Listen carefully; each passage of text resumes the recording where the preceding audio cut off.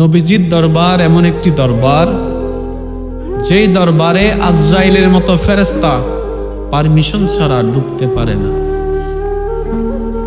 যে দরবারে ঢুকতে গেলে, যার সাথে সাক্ষাৎ করতে গেলে ওই আজরাইলের পারমিশন নিতে হয়, যে আজরাইল কারো থেকে পারমিশন নেওয়ার প্রয়োজন হয় না। মায়ের বুক থেকে সন্তানকে নিয়ে যাচ্ছে, সন্তানের সামনে থেকে মা বাবাকে নিয়ে যাচ্ছে, কারো কেয়ার যে করে না, সে আজরাইল পর্যন্ত যে ওই নবীর দরবারে, রহমতুল্লিল আলামিন নবীর দরবারে গেলে পারমিশন নিয়ে যেতে হয়েছে। এবার আসুন, আপনারা জানেন, শুধু আমি একটু মনে করাই দিচ্ছি। আল্লাহ তাআলা নবীজির কাছে জিব্রাইলকে পাঠালেন। জোরে জোরে জোরে এদিকে আজরাইলও আসলো। জিব্রাইল বলে, ইয়া রাসূলুল্লাহ, আল্লাহ তাআলা আপনার সাক্ষাতের অপেক্ষায় আছেন। সুবহানাল্লাহ বলছেন না তো আরো জোরে? আল্লাহ তাআলা আপনার সাক্ষাতের অপেক্ষায় আছে, এটা আরবির একটা প্রবাদ, নাহলে তো আল্লাহ সব জায়গায় দেখে। সাক্ষাতের অপেক্ষায় আছে, এটা একটা প্রেমের বহিঃপ্রকাশ। এই কথাটা শুনে নবী রাহমাতুল্লিল আলামিন দুই চোখের পানি অঝর দ্বারায় ছেড়ে বললেন, ও জিব্রাইল, আমি যদি চলে যাই আমার উম্মতগুলা তো অভিভাবক হারা হয়ে যাবে। আমি যদি চলে যাই আমার উম্মতগুলাকে কে দেখবে? আমি যদি চলে যাই আমার উম্মতের দায়ভার কে নিবে? আমি যদি চলে যাই আমার উম্মতের জিম্মাদারি কে নিবে? ও ভাই জিব্রাইল, রবের কাছে একটু যাও, আগে এই বিষয়ে একটা ফায়সালা নিয়ে আসো, তারপরে আমি বলবো। কারণ আল্লাহ নবীকে অথরাইজ করেছেন, পাওয়ার দিয়েছেন, অনুমতি দিয়েছেন, সুযোগ দিয়েছেন। কি? এ আজরাইল, যদি আমার নবী অনুমতি দেয় জান কবজ করিও, যদি অনুমতি না দেয় তুমি জান কবজ করিও না। সুবহান। হাবিবের ব্যাপার, আশেক মাশুক হাবিবের ব্যাপার। এবার জিব্রাইল গেলেন আল্লাহর দরবারে। রব্বে করিম বললেন, জিব্রাইল কি হয়েছে? জিব্রাইল বলে, আল্লাহ তোমার হাবিব তো এই কথা বলছে, উনি আসবে, আসতে কোনো সমস্যা নাই, কিন্তু উম্মতের জিম্মাদারি কে নিবে?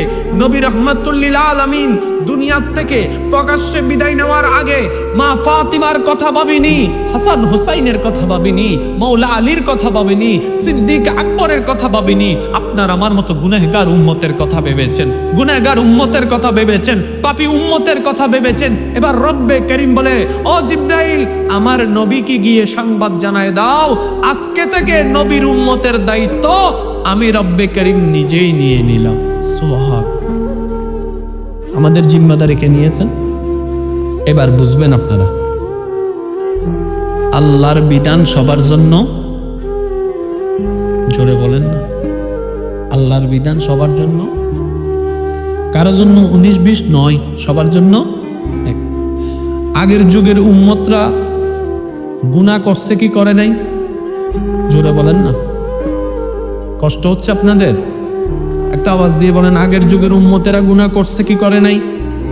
বান্দারা গুনাহ করছে কি করে নাই? তাদেরকে আল্লাহ ওয়ার্নিংও দিয়েছেন, না মানলে ধ্বংস করে দিয়েছেন। আমরা যে পরিমাণ গুনাহ করি আগের উম্মতের চাইতে 10 গুণ বেশি। যেমন আমরা ফেসবুক দিয়ে গুনাহ করি, ওদের তো ফেসবুক ছিল না। আমরা তো কলেজ বা সিটিতে গিয়ে গুনাহ করি, ওটা তো সুযোগটা তাদের ছিল না। আমরা রেস্টুরেন্টে গিয়ে গুনাহ করি, ওই সুযোগটা তো তাদের ছিল না। আমরা তো অনলাইনে অনেক গুনাহ করি, সেই সুযোগটা তো তাদের ছিল না। সব কিছু মিলিয়ে ওভারঅল আমাদের চাইতে তারা অনেক কম করত, আমরা অনেক বেশি করি। সেই হিসেবে তো আমরা ধ্বংস হয়ে যাওয়ার কথা, আমাদের তো অস্তিত্ব বলে কোনো কিছুই থাকতো না। কিন্তু বাস্তবতা যখন দেখলাম আপনিও আমি জীবিত আছি, শুধু জীবিত আছি তা নয়, শরীর থেকে দুর্গন্ধ বের হয় না। যদি আল্লাহ চাইতেন এমন সিস্টেম করতে পারতেন, যার যত গুনাহ হবে তার শরীর থেকে তত গন্ধ বের হবে, আজকে একজন একজনের পাশে বসতে পারতাম না। রব যদি চাইতেন এমন সিস্টেম করতে পারতেন, যে যতটা গুনাহ করবে মুখে এক একটা তিল উঠে যাবে, আজকে একজন আরেকজনের চেহারার দিকে তাকাতে পারতাম না, সব কিছু ধ্বংস হয়ে যেত। এত গুনাহ করার পরে আমার গুনাহ সব গোপনে। আপনি এত গুনাহ করার পরে আপনার গুনাহ সব গোপনে, আল্লাহ মামেলা কি না? আল্লাহ পাক বলে এটা শুধু নবী রাহমাতুল লিল আলামিনের উসিলায় আমি আল্লাহ ব্যবস্থা করে দিয়েছি। শুধু নবী একবার বলেছিলেন, আল্লাহ আগের যুগের মানুষের গুনাহ প্রকাশ হয়ে যেত, আমার উম্মতের গুনাহ যদি প্রকাশ হয়ে যায় তাদের তো ইজ্জত নষ্ট হয়ে যাবে।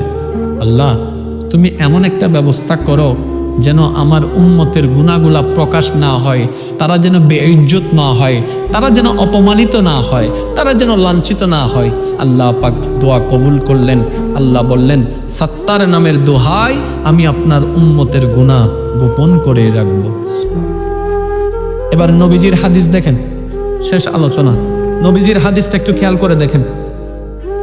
আল্লাহর নবী বলছেন, হাসরের ময়দানে একজন বান্দা যখন বিচারের কাঠগড়ায় উপস্থিত হবে, আল্লাহর কুদরতি ব্যবস্থাপনায় সাথে সাথে ওর চতুর্পাশে একটা কাপড় উঠে যাবে, আড়াল উঠে যাবে। সুবহান। ওই চাদরের ভিতরে, ওই ঘেরোয়ার ভিতরে আল্লাহ তাকে জিজ্ঞেস করবেন তার আমলনামা দেখিয়ে, অমুক দিন এ কাজটা করছো? বান্দা বলবে, আল্লাহ করেছি, আল্লাহ করেছি। এ কাজটা করছো?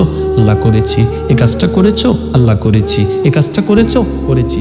তার জীবনের সমস্ত বৃত্তান্ত আল্লাহ তার সামনে দিবে, জিজ্ঞেস করবে আল্লাহর কুদরতি ব্যবস্থাপনায়, সে জবাব দিবে, স্বীকার করবে, আল্লাহ আমি ভুল করেছি, আল্লাহ আমি গুনাহ করেছি, আল্লাহ আমি ভুল করেছি, আল্লাহ আমি গুনাহ করেছি। এবার হিসাবের পাল্লায় তার গুনাহটা বেশি হবে, জাহান্নাম হবে তার স্থান। ফেরেশতারা তাকে টেনে জাহান্নামের দিকে যখন নিয়ে যেতে চাইবে, আপনার আমার রহমান, আপনার আমার রহিম, আপনার আমার গফফার, ওই দয়াবান মেহেরবান আল্লাহ ডাক দিয়ে বলবে, ফেরেশতা আমার বান্দাকে জাহান্নামে নিও না, জান্নাতের দিকে নিয়ে যাও। ফেরেশতারা রবের দরবারে প্রশ্ন করবে, ইয়া রব, আমলনামায় তো জাহান্নাম, জান্নাত কেন বুঝলাম না? যদিও তুমি সর্বক্ষমতার অধিকারে চাইলে দিতে পারো, নিশ্চয় কোনো না কোনো হিকমত তো আছে, আল্লাহ কেন দিলা? আল্লাহ সবার বিচার করছো কেমন জানে একভাবে, ওর বিচার করার সময় তুমি পর্দা করে দিয়েছো, আড়াল করে দিয়েছো। আল্লাহ একটু জানতে চাই। তখন রব্বে করিম ফেরেশতাদেরকে বলবে, আমার এই বান্দা সেই বান্দা যে দুনিয়াতে থাকা অবস্থায় তার ভাইয়ের গোপন খবর জেনেছে, বন্ধুর গোপন খবর জেনেছে, বোনের গোপন খবর জেনেছে, চাচার গোপন খবর জেনেছে, মামার গোপন খবর জেনেছে, অনেকের সে গোপন খবর জানতো, কিন্তু নিজের ভিতর এমন ভাবে হজম করে রেখেছে, কখনো কাউকে বলে নাই, ওই বান্দাকে বেইজ্জত করে নাই। যে আমার বান্দার ইজ্জত হেফাজত করেছে গুনাহকে গোপন করে রেখে, আমি আল্লাহ আজকে তার গুনাহকে গোপন করে রেখে ইজ্জত হেফাজত করে দিয়েছি। আল্লাহ তুমি মাফ করে দিলা কেন? বলেছে এই বান্দাটা সেই বান্দা যে মুখ ছিল উত্তর দেওয়ার, কিন্তু কখনো ঝগড়া করেনি, হাত ছিল আঘাত করার, কখনো আঘাত করেনি।